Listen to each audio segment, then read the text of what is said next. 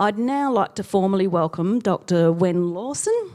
Dr. Wenn is a well-respected and highly knowledgeable expert on autism. He combines his lived experience insights with professional knowledge as a psychologist, researcher and lecturer.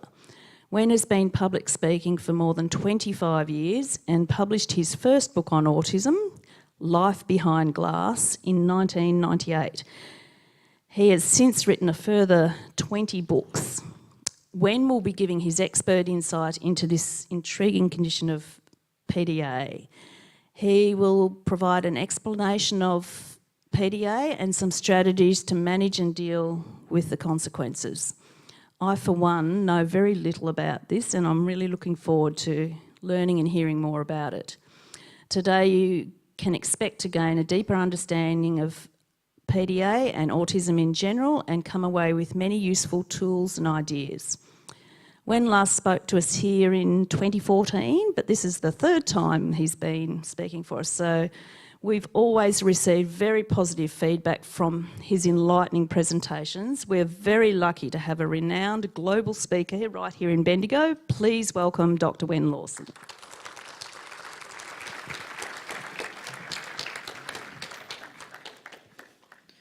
Thanks, everybody. It's a little bit different from me today because usually I follow my slides on my laptop, and today I'm not going to be able to do that because we really are hoping that you can get to see on all these slides, screens behind me. So I've got a clicker. Can we turn the lights down just a little, please? I'm not good with bright light. I have to get me sunnies otherwise. Cheers, that's better, thanks. Okay, all right. Breathe in. And out. Close your eyes.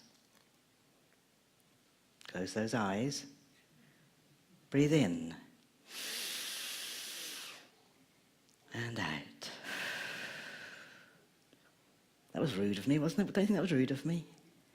How did that make you feel? Talk to me. Relaxed, fine, better, calm. Didn't anybody feel scared? Seriously? You freaked out, yeah. No, absolutely not. We don't know what's going to happen if you close your eyes. So I'm pleased for those who felt calm. That's good. I don't want to upset you.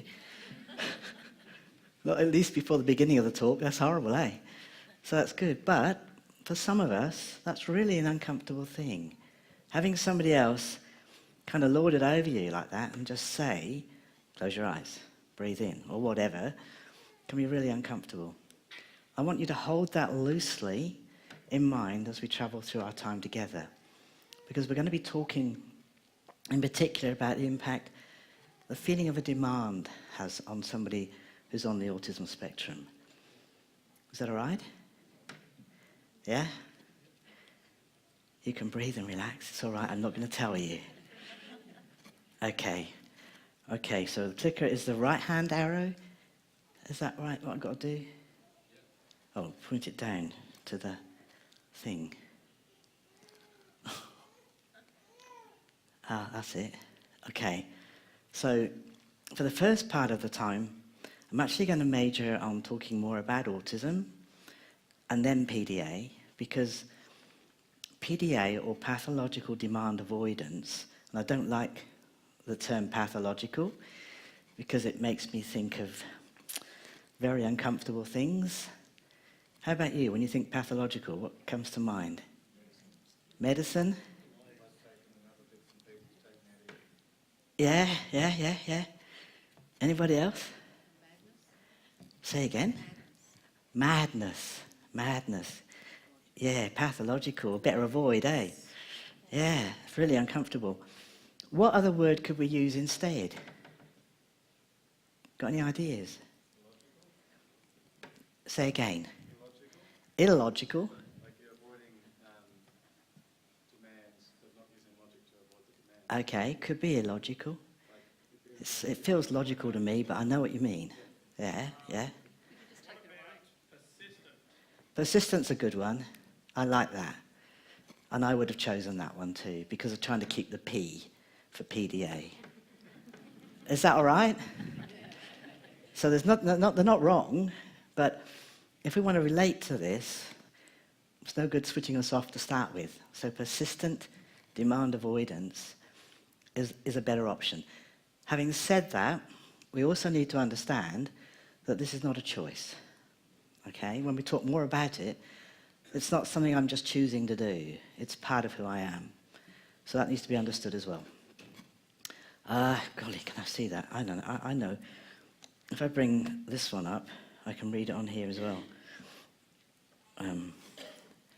Close one eye.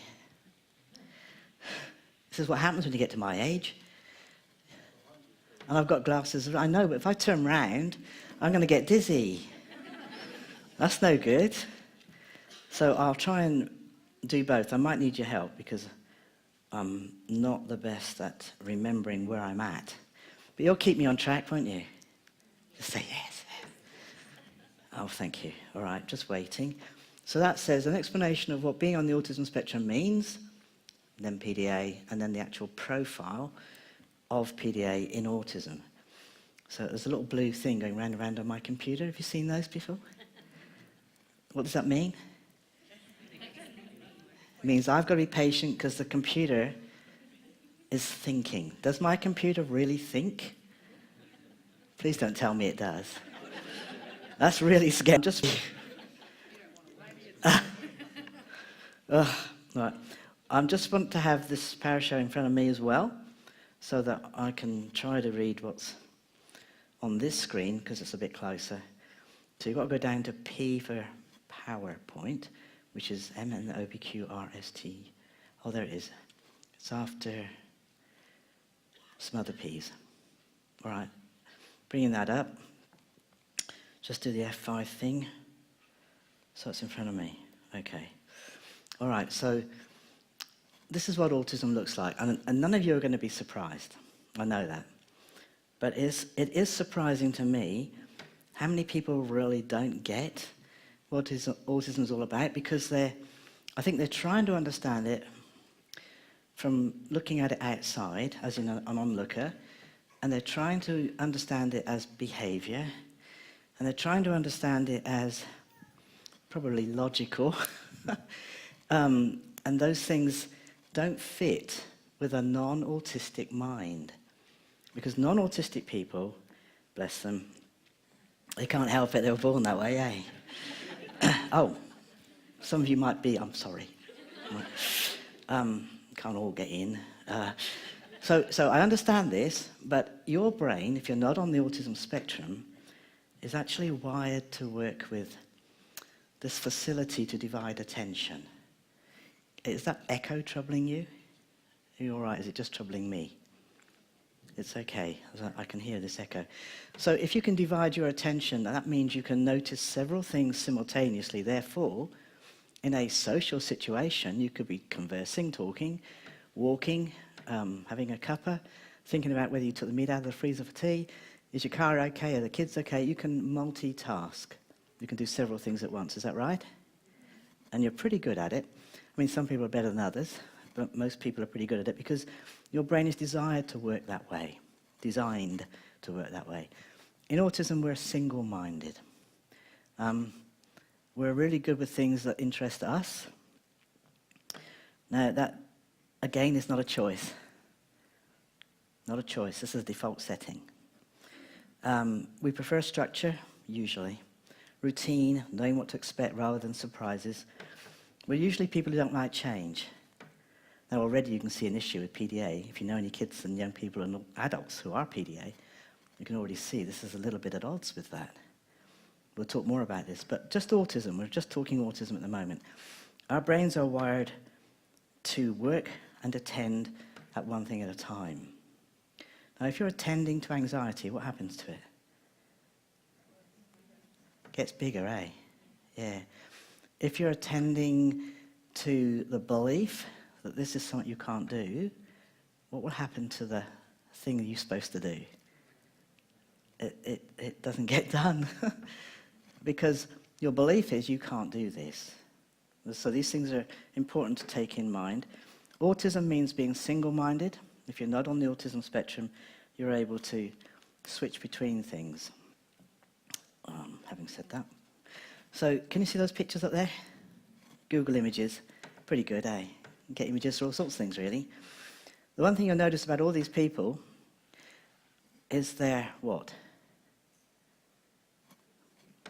They're all different. What else?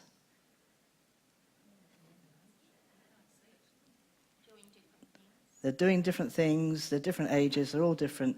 Are they focused, do you think, on something that they're interested in or noticing? Please say yes, or I'll have to go back and get more images. Absolutely.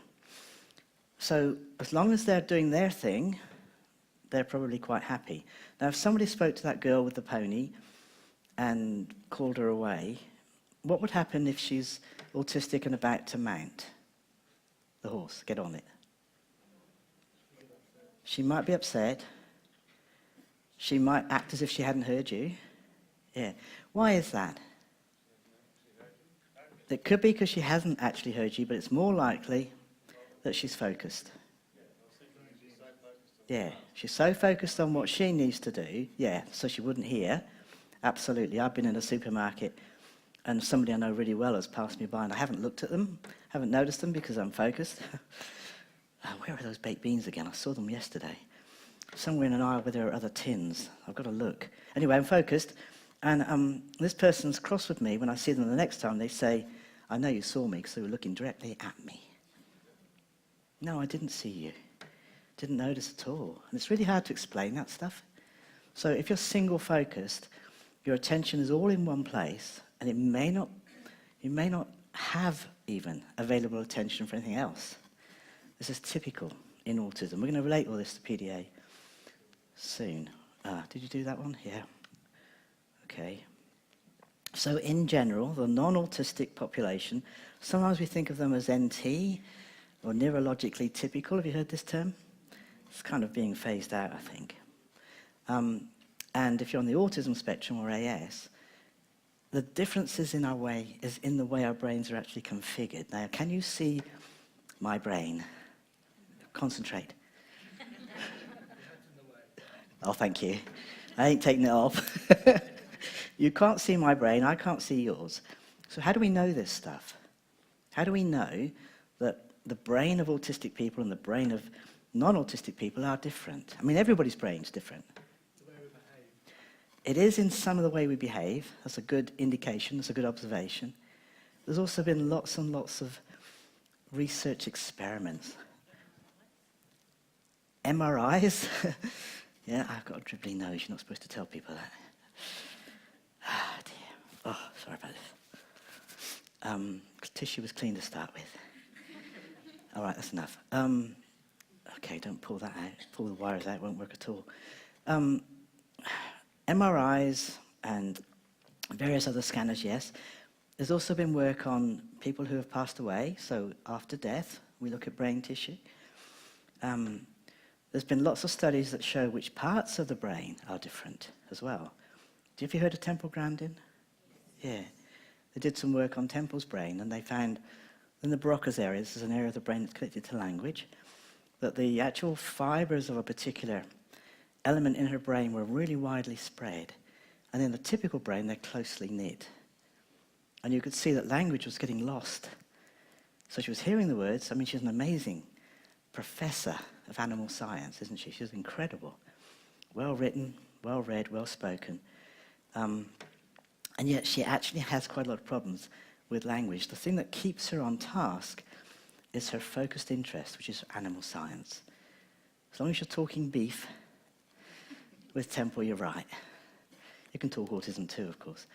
So we've seen the discrepancies in a lot of PET scans, MRIs, and various other things. And then, of course, there's observation, and we look at what's happening in behavior. I worked in Louisville in the States with some friends on some research over there. This is very, very exciting. And if you've heard me, in 2014, you've probably heard this already, but young people on the spectrum, we gave them videos and various things to look at and to watch, and we monitored what was happening in their brain. We monitored their attention. And what we noticed was when they were really interested in something, so a young man, for example, had a poster of sharks. That was his favourite thing. Absolutely everything about sharks. Loves them. I learned quite a lot about sharks. Anyway, when he was looking at the poster and talking about the elements he was seeing, the gamma activity, which is connecting for attention, was really active. Does that make any sense? You've heard of beta waves and alpha waves, and so gamma is another type of wave. And gamma is really important for connecting and understanding to the bigger picture, to the overall understanding of what's happening. When we talked, I like David Attenborough. Have you come across him? Heard of him, you know what I mean? And I was watching a different video, and I tried to introduce this young man to a video about penguins. I can see your excitement. And there was nothing. The gamma in his brain shut down.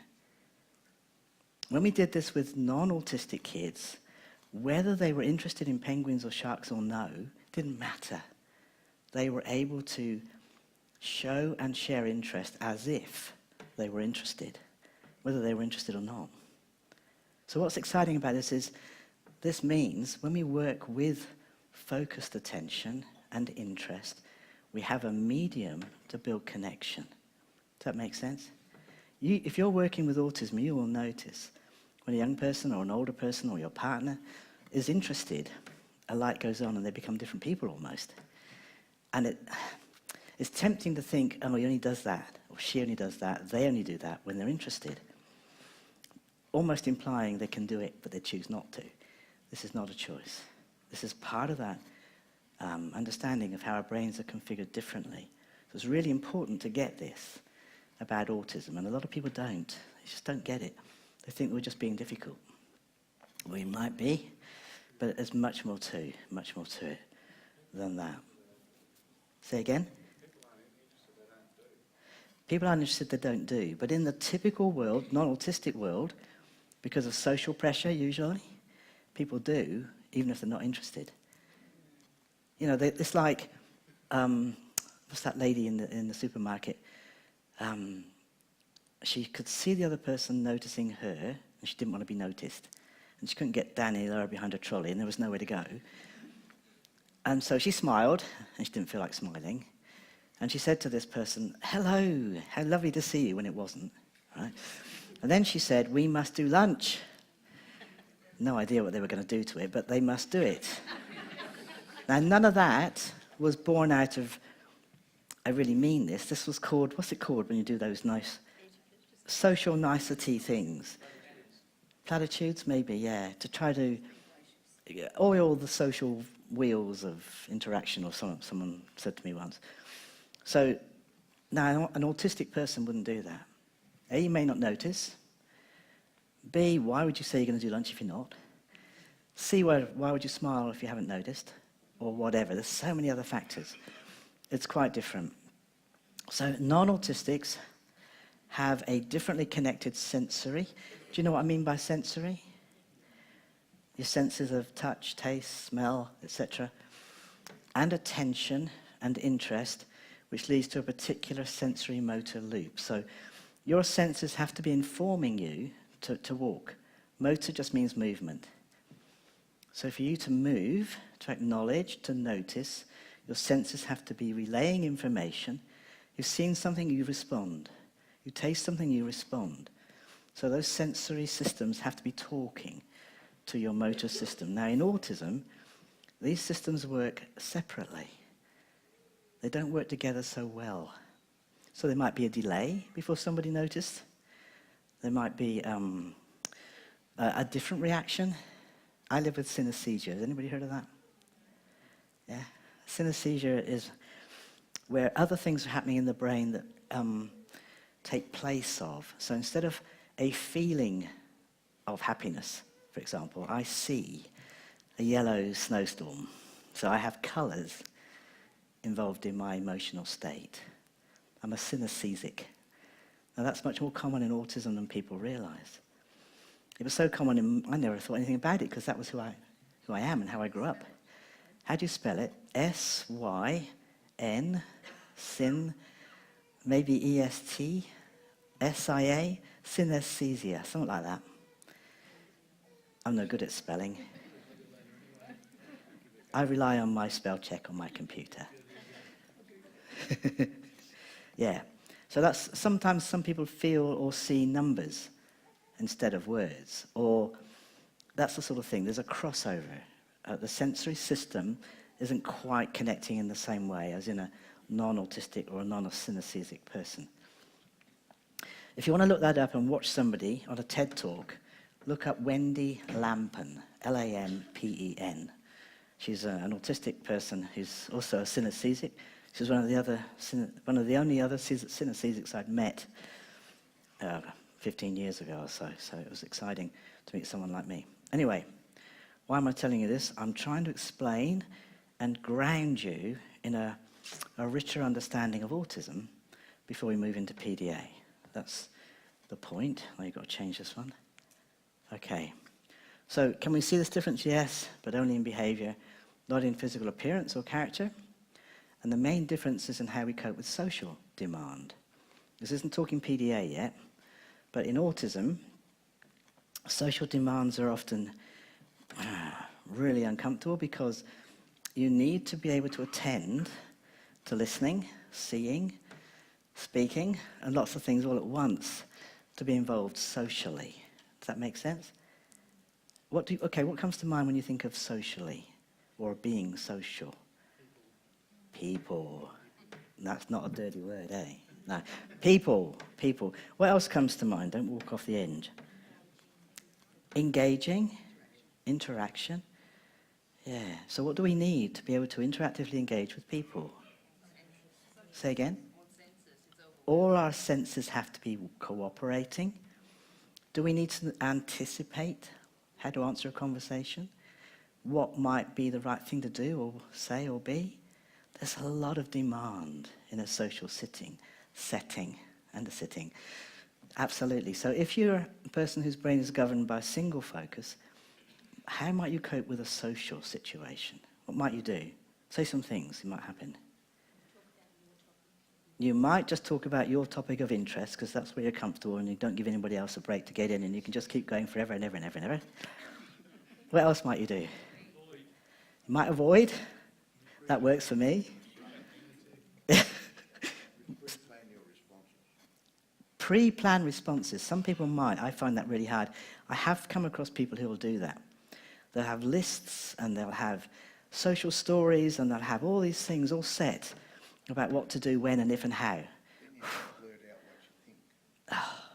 Then you don't blurt out what you think. Okay, what if the person you're scripting for doesn't follow your script? I'll tell you what happened, right? I have a younger son who's on the spectrum as well, and he was going to a mate's place. Well, the phone rang. He answered the phone, and he said, I've got such and such on the end of the phone, and they're asking me if I can go over for pizza. And I said, yeah. He says, okay. So what do I tell them? Just say, yes, that's fine. So he says, yes, that's fine. And then there's a quietness, and the phone goes, it doesn't go dead, but it goes quiet. And Tim is wondering what on earth to do. And then I hear all this heavy breathing. This, So I take the phone, and I say, is everything all right? And there's a few moments silence. And the person says, yes, okay. Anyway, the next time we catch up, I'll take Timmy over, and the next time we catch up, I take him to the place, and the woman says, why was that person doing all that heavy breathing on the phone? I felt really uncomfortable and intimidated. And I said, well, I don't know, I wasn't listening in or anything, but when I talked to Tim, I said, well, what happened? He said, I was all right talking to John, this boy on the end of the phone, but he passed the phone to somebody else, and I didn't know what to say. Well, that's not a very good example, is it? Is it? Will that do?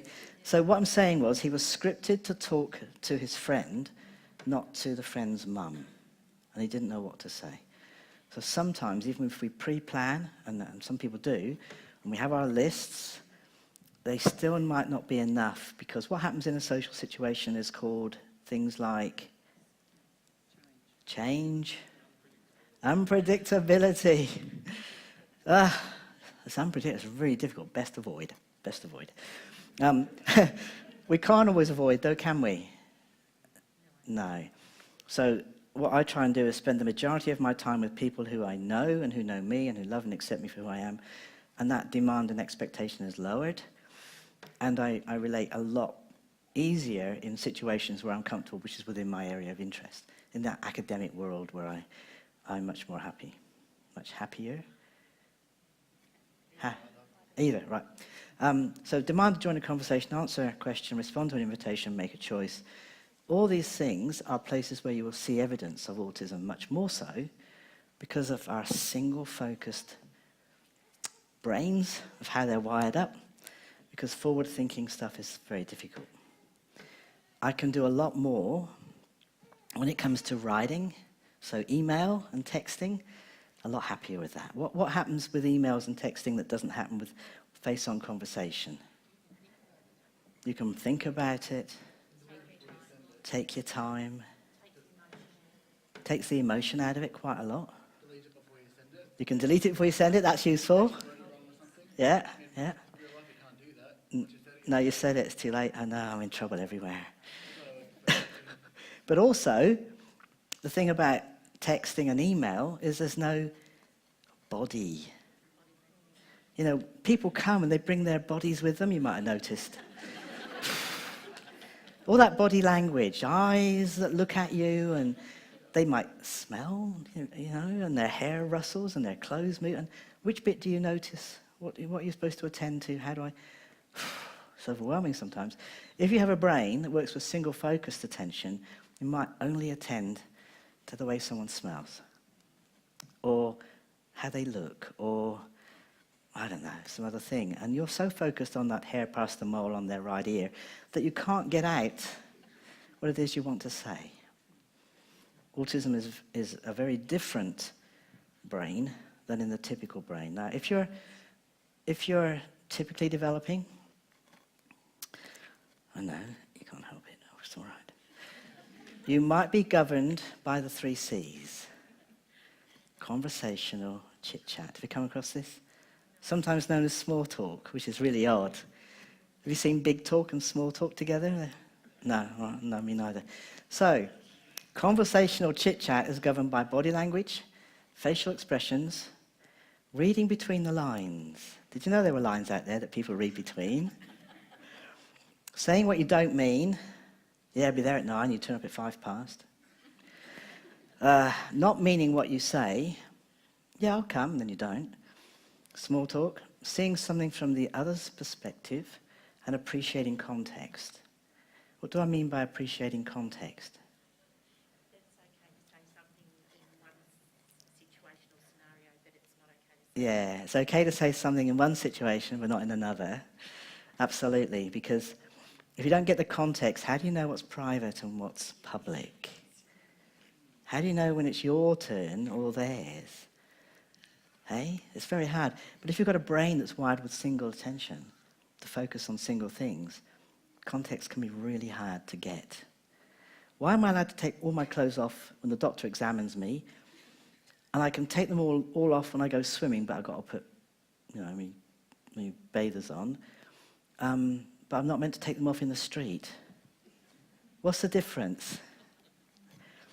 Why is it if you're a lad and you need to pee, you start undoing a zip as you walk? Why is that? I'm not going to say that men are more autistic. I don't believe that. But I have heard it said that men's brains and women's brains are also wired quite differently because of that need to attend. You've got to go out hunting, and the women have got to organise the fire and the kids and everything else back at the cave. All right, we won't go there. Conversational chit-chat. The other 3 C's are careful conversation, conversational consideration. Wait a minute, forgot to forward it. Oh dear, we didn't do that one. Sorry about that. There you go. Is that the right one? Yeah. Careful conversational consideration. And in autism, we tend to have meaningful conversation from our perspective, because it's usually about what we're interested in, Body language, we don't use that. We use words or pictures or technology. Keyboards are great. Facial expressions and eye contact. If I'm listening to you, why would I look at you? Eh? What's the answer to that one? You have to listen with your eyes. You have to listen with your eyes. That's weird. That's weird. But if you're not autistic, people do. If you're autistic, it can be really hard. And as a kid, people used to take my face and go, look at me, and I wanted to punch them, which I'm not allowed to do. Very difficult. Reading between the lines. Ah, dear, all that hidden social agenda that people get that is so hard for me. Sarcasm as well. Sarcasm, that's one of those You things. don't actually get sarcasm, whereas neurotypicals do. They do. Annoying sometimes. It is annoying. Yeah, but we've got to forgive them. Okay? We're in church. We've got to forgive them. Sarcasm, how do you tell the difference between sarcasm, teasing, and joking? It's really hard. If you're not on the autistic spectrum, you're better at this. If you are on the autistic spectrum, you're better at other things. And for us, this is really hard. It's important in a social setting, but it is difficult. It's better, and we tend to mean what we say and say what we mean, don't we, as autistic people? Yeah. Very rarely do you find an autistic person not being honest, not telling the truth. We're usually pretty truthful. It can get us into trouble. What do you mean? You are fat? Oh. Yeah, we are honest. And I think I've learnt how to be dishonest, maybe a little bit, but I'm no good at it. Why bother? Somebody says, I'm a bad liar, so I just... Yeah, no, tell the truth, yeah. Sometimes I'll warn people. I'll say, you're not going to like this, but I need to tell you. No, all right. Not interested in small talk, because what do you mean, what's the weather like? Go outside and tell. I mean, you just put your hand out there and you'll know what the weather's like. Seeing something from the other's perspective, that would be nice. I do find this hard. I'd like to be able to do that sometimes, and it isn't easy. Appreciating context. Well, I'll appreciate context better if somebody joins my interest. If that's where you start, then we can move out from there. So you can already see the difference between, 1 minute, that one. Can you see the difference?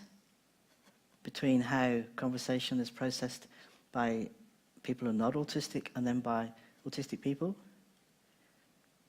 Oh, please say a little bit anyway. Okay. Oh, that's a relief. Right, so go to that one. You might have come across Zaf, who does a lot of cartoons and drawings. And this was one of his. He's put here, this lady is saying, I'll zip off to the shop, and he's got a picture of like a shop, a zip, and I. So he's got to process all of those to work out what this person means, and it can be so overwhelming that he can go into sort of it's not a tantrum. Yeah, it's not even a meltdown because you don't melt. It's more like a bit of a panic time, really. But I know we use meltdown commonly.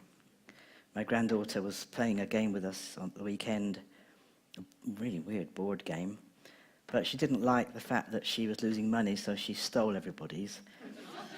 And then held on to it and started to create a fuss. And her sister gave in to her. She said, oh, we don't want another meltdown. It wasn't a meltdown. It was just her being silly. If we'd managed and monitored it a bit better, it probably would have worked out differently. But, you know, you can soon take control and learn how to get your own way, can't you? Anybody can do that. Anyway, what am I saying? So next one. Okay, so this is just a picture of single focus. So there's Zaf talking to the parrot in the tree. Zaf loves bamboo. What's going on the other side of the line? Chaos. When you are attending to everything, and you can be pretty good at it, but it can feel to the autistic person, that expectation can feel really chaotic. So we'll move out of that back into this quiet side place of just focused on what it is that captures our attention and our interest. It might be bits of fluff on the carpet. I used to love water in toilets and sinks, water everywhere. as an autistic kid, as a younger person, water was amazing. I used to watch it. You do know that it goes the wrong way down the plug hole in Australia, don't you? It's one of the first things I noticed when we came to this country, I don't know, in 82 or something. Wow, that water, look at it, it's going the wrong way. I'd come from the northern hemisphere, you see, where it goes the right way. Is it right or wrong, or just different? Different. Absolutely. Now we've got to remember, morning tea's at 11. How you doing? You all right? Okay, do that one. So, hey, video.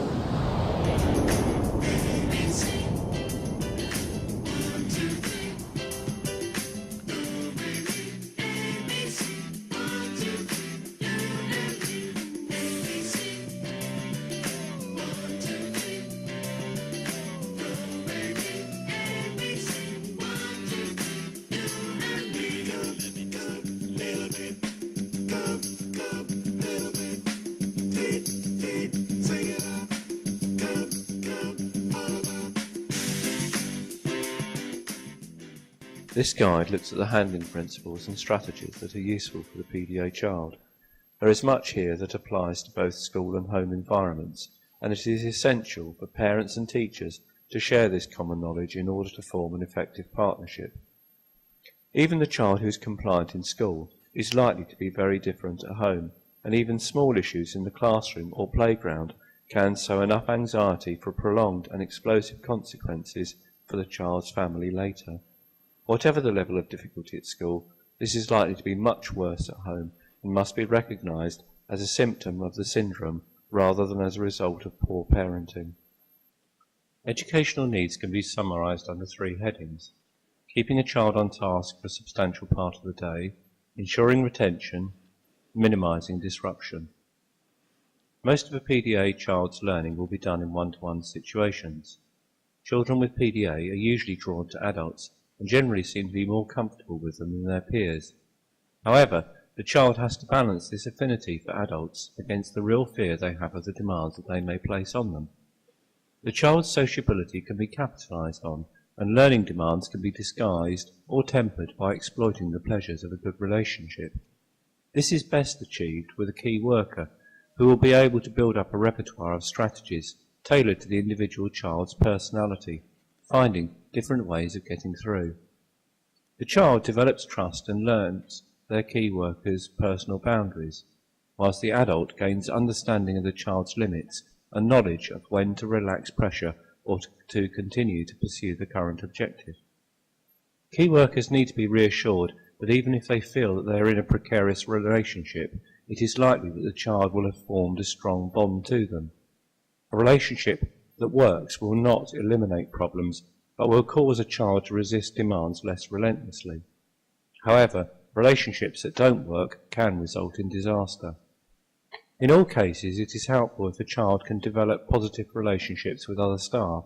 Otherwise, a child can become so obsessively attached and dependent on one person that illness or staff changes can cause real problems. Ensuring retention. Much of the day will be spent monitoring what has actually been learned.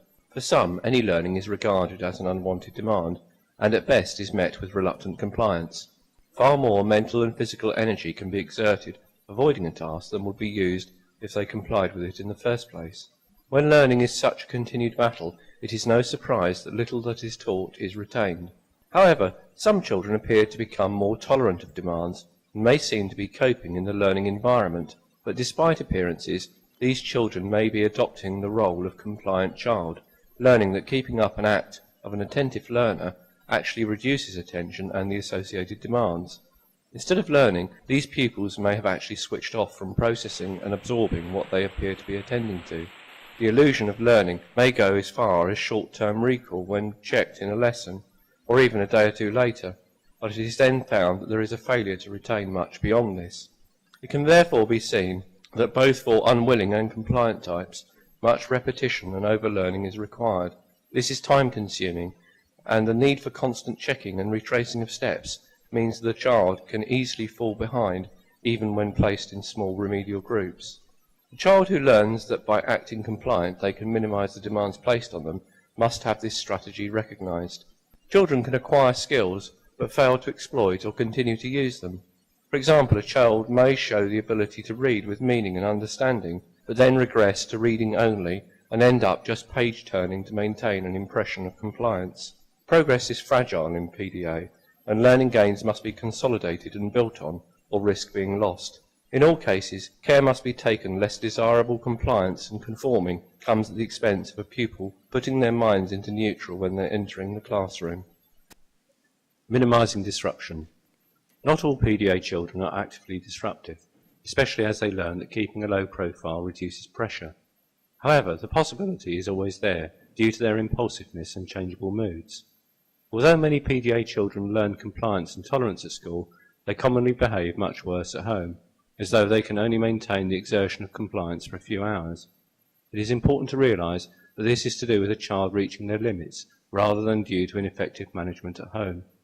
All children need to let their hair down, but this release of bottled tension is so common in PDA that parents need reassurance that this is not their fault. Indeed, it is unlikely that equal compliance will ever be shown in all settings and environments. If not understood, this can be a cause for great tension between parents and teachers. Compliance alone cannot be used as a gauge for the success of school strategies, and failing approaches may only ever show consequences in the security of the home. It has been found that 15 minutes of teacher or key worker counselling support at both the start and the end of the day can make a real difference. This time can be used to listen to any worries, or may be used as an informal chill-out time. Relaxing tensions is a good start to the day. Some children are calmed by foot or hand massages on arrival, and it has been found that this can be used as a preventative measure against outbursts occurring later in the day. When resisting social demands, it's very common for the PDA child to lash out, scream, or shout aggressively. When a child is behaving in such a robust way, it can be difficult to understand that this behaviour is a result of extreme vulnerability and anxiety rather than naughtiness, and it must be seen as a panic attack rather than aggression. With this recognised, it can be seen that reassurance and calming is needed rather than blame or scolding. Sometimes, a child may discover that they can cause maximum disruption and have demands withdrawn by pulling their pants down, urinating, or other sexualised or shocking behaviour. This strategy must not work as a distraction from whatever the child is trying to avoid. Staff need to remain calm and matter-of-fact and paying the least possible attention to this behaviour and carry on with the task in hand with a minimum of fuss. Indeed, this attitude of keep calm and carry on is applicable to many types of extreme behaviour. Other children in class are likely to need active help in tolerating disruption and clearly must be kept safe from risks of being caught up in the midst of any destructive or aggressive behaviour. Protection, too, is needed for the PDA child, who can be the focus of bullying and teasing for their peers. Also, since they are so naive, they can easily be targets for being set up, otherwise exploited, or wound up to provide sport for all. This is not only destructive for the child, but also for the other pupils who participate in this. The circle of friends technique has been found to be a particularly helpful tool to combat this in mainstream schools, and has the added advantage that it can be used as part of the personal and social education curriculum for the peer group.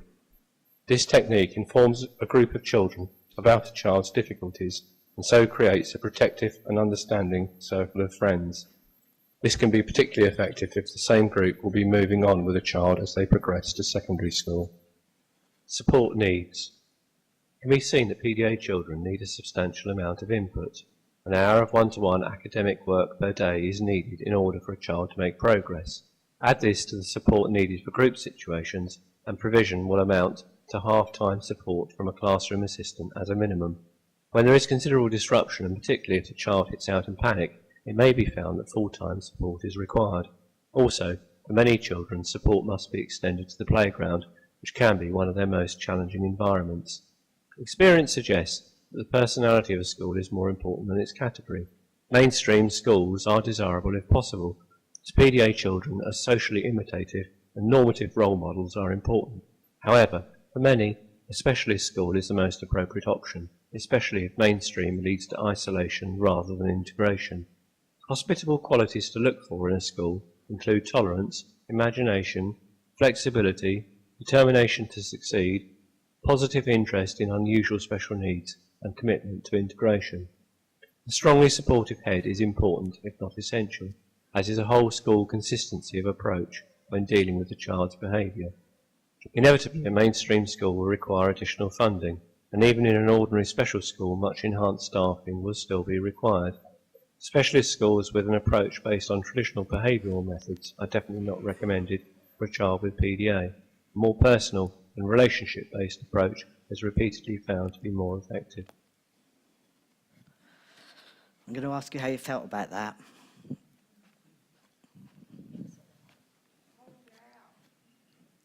How did you feel about it? Called out. Called out? Yep. Tell me what that means. And basically that was me. Okay. My high school actually accidentally did the key worker thing Oh, with me. right. Was that useful?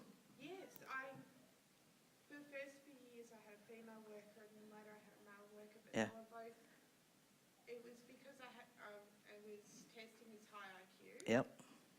But that worker would talk to me and I'd go and have lunch occasionally Yeah. with him and it would... So there was trust and respect. And how did that help in reducing demand? Well, it just made it easier to cope with. Made it easier to cope with. Cool. Okay, thank you. What did somebody else say? I found it excellent. You found it excellent because...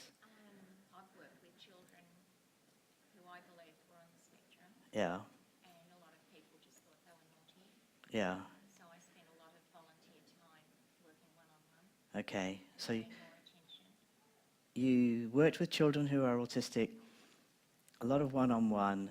People that were working with you saw these kids as naughty, but you understood that they just needed more support. I believed Yeah. they did, and Yeah. coming to Yeah, events like this and Sue encouraging me yeah. to attend a lot of things that I grew Okay, cool. to develop more knowledge and Yep. help more children in primary school. Yeah. Do kids with autism and a PDA profile grow up into adults with autism, as autistic and a PDA profile? Yeah. So It's not just kids. Things can change, but teenagers and adults, PDA as well. Yes. Yeah, that got on to what I considered a bit of an elephant in the room, as it were, with this whole thing.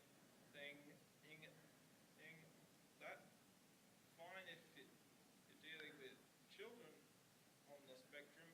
What about us? What about Yeah, those who yeah. have already grown up? Absolutely. Absolutely. So there's a lot of nice strategies and nice things, but there was a lot that worries me when I watched this YouTube video, which I found on, I Googled it, PDA, and this is one of the ones that came up. There's lots of really good things, but there's lots of things that worry me, and I want to talk more about those sorts of things that I don't think are being addressed. So this is really useful, lots of useful things, as you said, key workers, one-on-one, relationship, respect, trust, absolutely, very important. And I want to go on further to talk about how we can remove some of the demand in everyday life, once we're going to talk about what a PDA profile actually looks like. Anybody got a question so far? Are you all okay? My comment would be it's unrealistic to have that expectation on the school to deliver the strategies Right. while they're not being delivered due to underfunding issues. Yeah, so it's maybe unrealistic, maybe no funding And they're taking away the one-to-one workers. in schools in Australia. Yeah, absolutely. So there's a idealistic kind of thing here, but we're far from delivering for a number of reasons. And teachers have got lots and lots of kids in classes with all sorts of other needs, and it's really hard. One teacher, and they don't get training to be able to work and support our kids, so it can be really difficult. So acknowledging that it's difficult, yes. I'm actually going to show you a bit later something we can all do, which is whole school, which doesn't depend on funding or training, but it can be really helpful. Yes? For a child who shows PDA who actually does the opposite, where at home they show the calmer behaviours and Yeah. how, It's very common, actually. yeah. Yeah, it's very common. When I watched that film, I thought the same. I thought, oh, my experience is the other way around. That it's worse at school where demand is higher, because as families raising our kids, we adjust to our kids. We know how to talk to them. We know how to get the best out of them. We know when they're tired or when this is just not going to work, and we pick our battles and all of those things. So either way, I think the point to take home from that is that it's unequal. They're not able to sustain either. That behaviour at school or at home is not sustainable because of this issue with autism and demand. So is it better to try to find a balance between both working between school and home? It would be good and ideal to find the balance. Balance the demand. Yeah, absolutely. And to educate people at school to know how to present an option or an event to reduce demand. All those things are part of the training. But I want to go on a bit later, probably after morning tea, and introduce you to some concepts that you might not have heard of that I think work for across the board to help build connections in a young person so that they can self-regulate. Because what we're talking about is not having that ability to self-regulate. You go from 0 to explosive in less than half a second. And there's no connections to the degrees or increments of noticing anything build up. You're just either here or there. So we need to talk more about that. Is there a way to do the inverse of that? So go from explosion to in less than half a second? If you find one, I'd love to hear about it. What I think that there is a going back to noticing. So we've got a brain that's single-focused, so we can't necessarily notice. That's my phone. I turned it off. Okay, ignore it. Ignore it. Shouldn't be doing that. It will. Yeah, I know. But it has to stop at some point. Before I put it in the bag, I turned it all off. Never mind. I obviously didn't. I didn't succeed.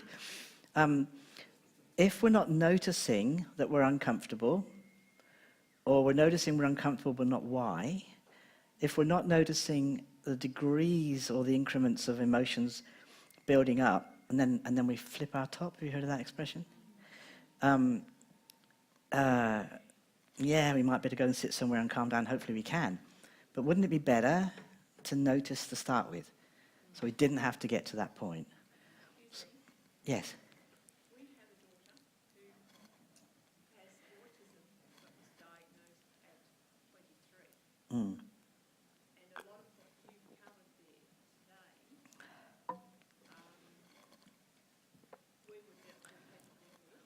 Yeah. And she was absolutely uncontrollable there for about coming home from school every day. Yeah. And so going through and dealing with something we didn't know what it was, Mm. and then as she's become an adult, there really hasn't been any help. Yeah. It's really hard. I know how hard it is. My daughter is homeschooling her 2 daughters that are on the spectrum, one with PDA. She also has 2 children Yep. that are on the spectrum. Yep. They weren't doing well at school, Yep. and they are now doing schooling through distance schooling. Yeah. Yeah. Often works better. So there's a whole other set of things there to talk about, and I'd be happy for you to email me if you were up for it, or for your daughter to email me, just in case there's anything more we can discuss and share together. Because it's a common story. So many families have gone through so much and there's been no support, no understanding, and you go to a regular school because you're not intellectually disabled, possibly, and there's an expectation you will learn like all the other kids, and it doesn't work like that. We're not made that way. Yeah. I'd go so far as to say that not only is there no support, there's actually a lot of judgment. There's a lot of judgment, yes. A lot of judgment. One of the nice things about being in this room is there's no judgment. We're amongst friends. Yeah. I've got an autistic son with a whole bit of, they threw everything at me, autism, a whole lot. Mm. they get taught autism while they're teaching? Before Teachers, they go to class? no, teachers don't get, they might get an hour in their training, and that's about it. So we count on teachers being interested and wanting to know. We run, at the moment I'm working with the South Australian Government, and we run teacher training programs for kids, PDA, autistic, ADHD, and so on. I dual school, so 1 day a week, and then maybe. Okay, yeah, But we go into that school, into that classroom instead of yeah, other kids at school. yeah. I think schools are really artificial places. I don't like them. Like that, I'm like, I never did well at school. No, it's really uncomfortable. And I get the discomfort that a lot of you are sitting with. Sorry, there was a, yeah. Is it diagnosed in Australia yet? We have a diagnosis of autism for my son. And Yeah. I never felt he's like other autistic Yeah. kids. He's this.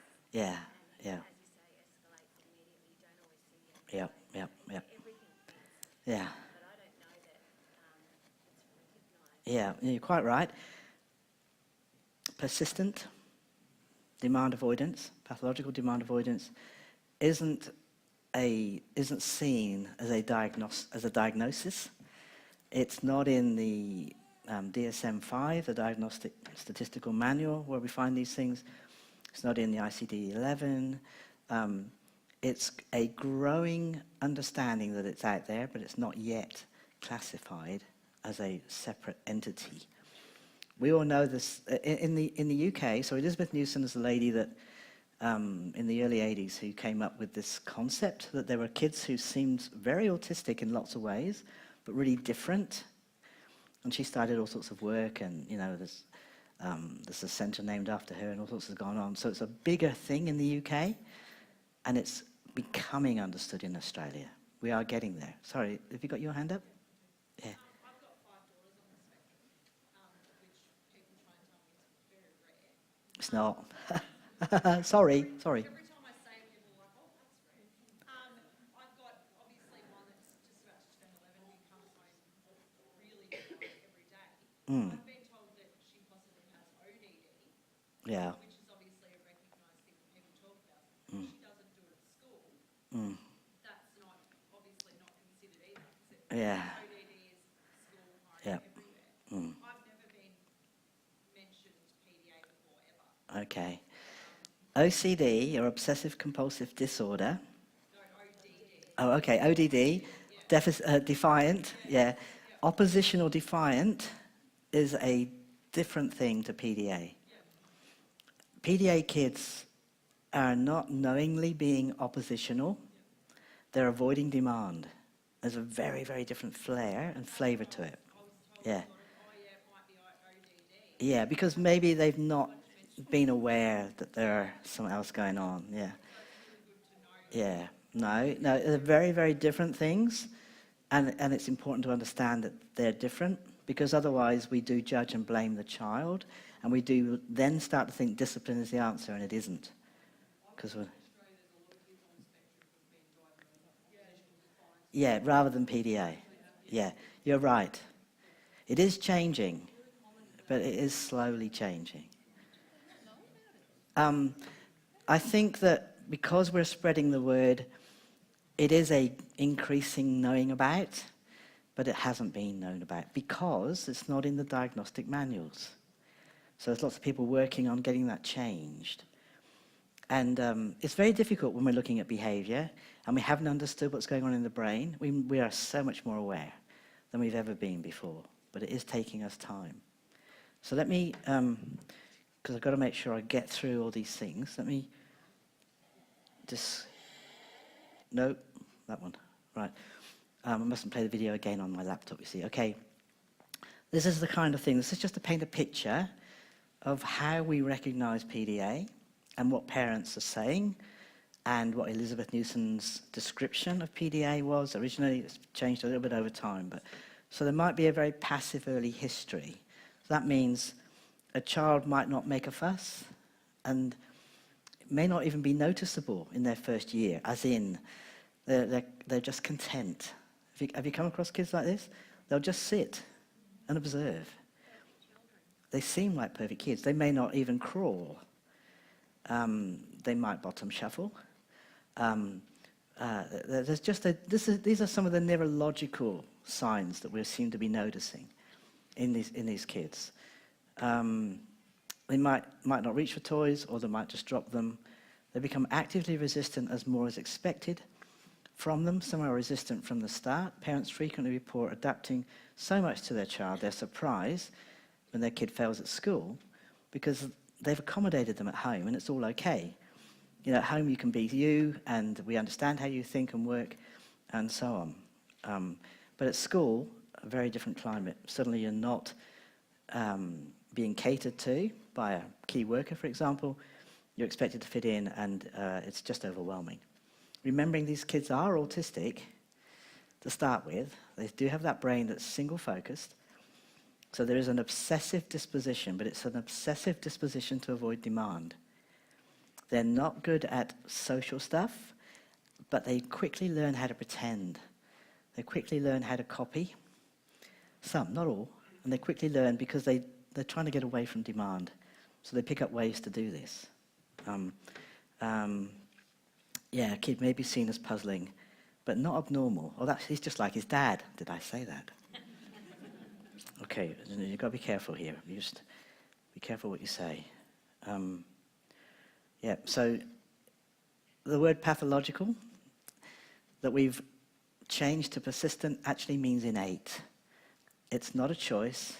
It's not bad behavior. It comes as part of how I'm designed, just like having blue eyes. I know I don't have blue eyes, but I thought I'd say that. Resists and avoids ordinary demands of life. What's ordinary demand? Any expectation. Have a drink, eat something, get dressed, go to the loo. Any is seen as demanding. And suddenly there's this big hesitation, I can't do this. And it's really strong and overwhelming. It doesn't matter how much pressing your bladder is for you to go, it's a demand, so you put it off. And you'd rather wet yourself. Some kids. Uses social strategies as part of avoidance. And this is the bit that confuses people because typical, if there is such a thing, autistic kids who are not of a PDA profile don't use social strategies. You know what I'm saying? But our kids do. And so they've often gone under the radar because people say, oh, he's too social to be autistic. She's too social. So they appear sociable, but they actually lack an understanding. And we found this in our granddaughter, in our 9-year-old. She knows what to say and when to say it. She knows when to give you a smile. She does all those things, but she actually doesn't really know what they mean. It is quite fascinating to spend some time with her and realize. Experiences excessive mood swings and impulsivity. So what happened? You were laughing a minute ago, and now you're crying. What happened? But you like that. No, I don't. But you ate it yesterday, not today. Incredible changes that seem really over the top. In boys and girls, not just like a female thing. Appears comfortable in role play and pretense, and displays obsessive behavior often focused on other people. So again, in autism, pretense is really hard for us. So are they really autistic? Yes.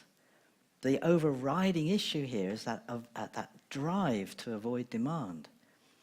So any way possible that I can avoid demand. And so they're focused on copying, on learning, on seeing how to get away with something, avoiding responsibility, not because they don't want to be responsible, but because that's the route to avoiding demand. That's a different thing. It's a different thing. Did I play that one already? Yes? Okay. Anxiety, huge. Huge, huge, huge. I cannot tell you how big the anxiety is. Upset tummies, indigestion, constipation, diarrhea, vomiting, anything so that you will not make me do this thing. Anxiety is huge in PDA. Resistance is a way of managing acute anxiety, so being socially manipulative to bring that result round is really just preservation, keeping yourself safe. We'll use distraction, excuses, delaying, arguing, suggesting alternatives, withdrawing into fantasy. These are things we don't see in typically autistic kids, but we see them in PDA autistic kids. Remembering that essentially, when we do a diagnosis of autism, do you remember the old days, like before 2013, when people talked about the triad of impairments? Anybody ever heard of that? Yeah, disgusting, hated it. Well, the good news is we don't talk like that anymore, because it's not a triad, meaning not those little Chinese people. You knew that, didn't you? Meaning three things: difficulties with social understanding, difficulties with imagination, and difficulties with, what's the other one? Rigid thinking? Obsessive. Yeah, all of those. Yeah, the triad. Scary. So when the DSM-5 came out, they changed that to 2 criteria for a diagnosis of autism. So the triad left, thankfully. We now have, so to have autism, or have a diagnosis of autism, you've got to have difficulties with social understanding, and you've got to have rigid thinking, which impacts on restricted behaviours or repetitive behaviour. Is that all right?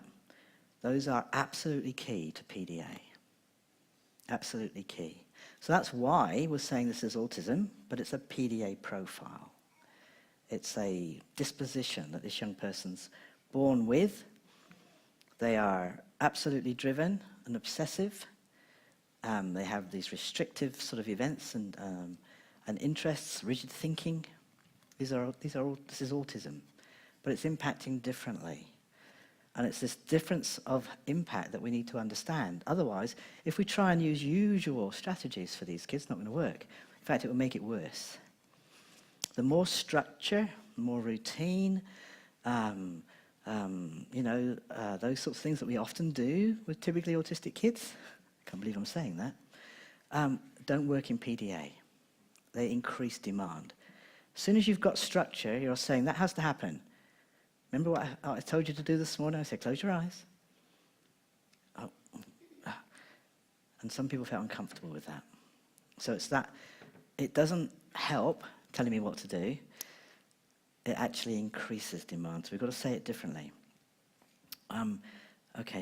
Physical incapacitation. It's just funny. At the weekend, my granddaughter said, my legs don't work. Simple refusal. Outbursts of anxiety, induced behaviour, including violence, panic attack. Sometimes people call that a meltdown. All of these things are implemented, not thought about. I am now going to have a panic attack and avoid that situation. No. This comes up as just as natural as breathing, and it takes over. So it's very, very uncomfortable. Did I read? Oh, yes. Okay. All right. Some of the things that people have said. No, I can't. I'll be there in 10 minutes. Look, Jenny, I don't know. I think I'm done. I can't do it. I told you I'm grumpy. I want to be a policeman. I'm going to tell my mum and dad. I hate putting this away. A bit later, you play with those and I'll be in my castle. I'll come back when I'm ready. I've run out of energy. No, that's not my game. I want to go now. I don't trust you. I'm waiting for my family. I'm not a child. And that's a real common one. I'm not a child. So they're social. These are all social cues. Social, not cues, what's it called? Social aspects to conversation that people say. So they sound so feasible. And the kids learn how to pick these up and put them into play and to use them to avoid. And they often work. What happens to the demand if these work? What happens to demand? Say again? It decreases. That's a relief for a few more moments. But imagine having to keep this up. Imagine having to do this all the time to avoid this overwhelming anxiety that comes with the demand. These kids are going to be really tired, really exhausted, really worn out very quickly. So it's no wonder they cope in one place, school or home, and not in the other. You can't maintain it for very long. Anybody a question? Yes? I find it very hard to overcome. My son doesn't use language so much, he uses violence. Violence, yeah. Always Yes. Yeah. Yeah.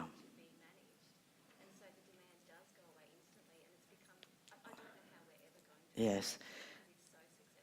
That's really disappointing, isn't it? Because violence is one of those escalated steps, and if it works, why bother with the others?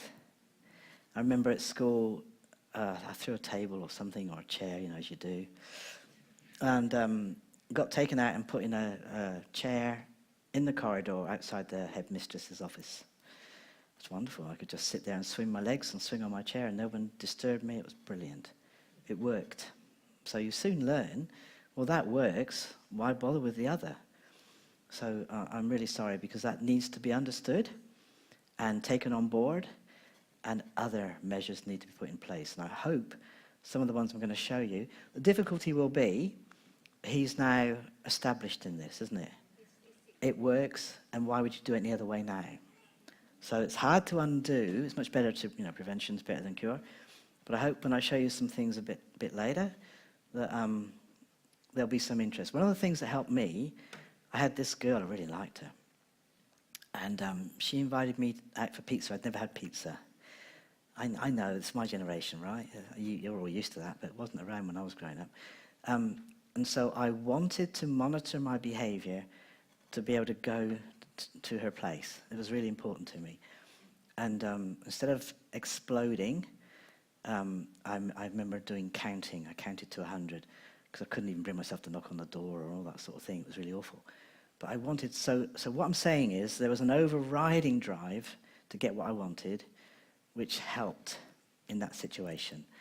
And she became a really good friend, and it was worth it, but it didn't always work. But finding something that he wants more might be part of the answer. All right. Yes. Yep.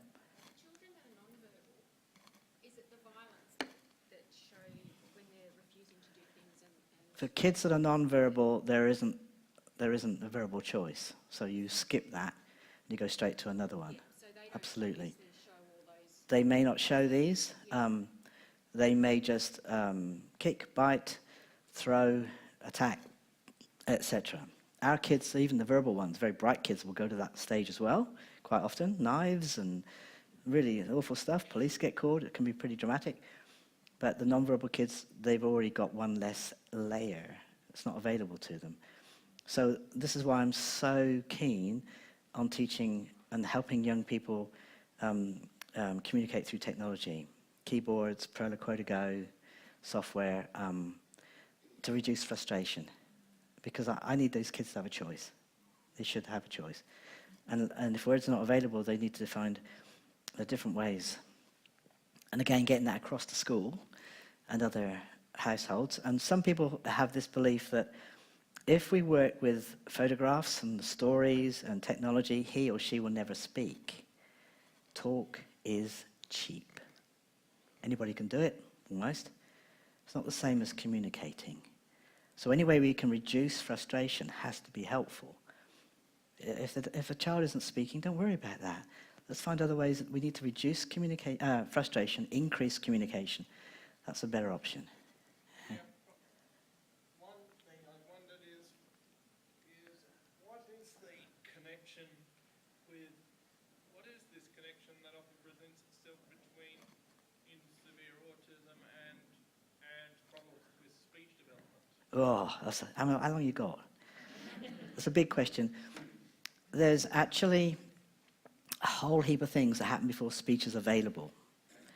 So you've got to hear, you've got to process the information, you've got to make sense of it, and then it's actually got to be moved into the language center of the brain and then be absolutely sent out. So lots of things happen before language. It's amazing any of us ever talk, I think, before it can happen. And if you're severely autistic, language might not be available to you at all. Have you come across Tim Chan? If you do Google TED Talk, Tim Chan, he's a very lovely young man who doesn't use language. He writes with a light reader, never quite sure how to say it. So he types, and that's converted into text, into speech, yeah. But he's worth listening to because he tells you those sorts of things and why language is so hard and so on. Yeah. All right. So and then we'll stop on this one because it's coffee time or morning tea time. So we have to stop. It's already 11.